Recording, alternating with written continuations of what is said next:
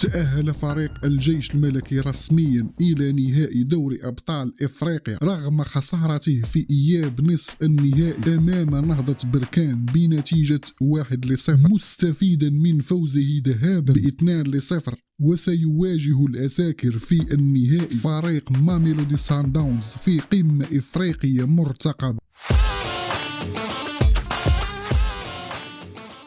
يواجه فريق أولمبيك آس في اليوم الأحد ضيفه اتحاد العاصمة الجزائري في إياب نصف نهائي كأس الكونفدرالية الإفريقية. الفريق المسفيوي يبحث عن بطاقة العبور للنهائي بعد انتهاء لقاء الذهاب بالتعادل السلبي وسط أخبار عن غيابات مؤثرة في صفوفه.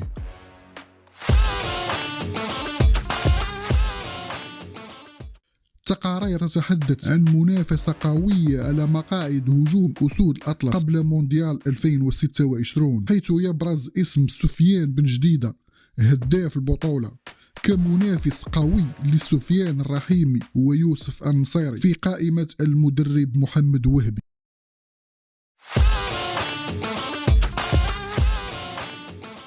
وتتسلط الأضواء على الشاب المغربي إبراهيم الرباج الملقب بميسي المغرب، والذي يقدم مستويات لافتة مع الفئات السنية لنادي تشيلسي والمنتخب الوطني للفتيان.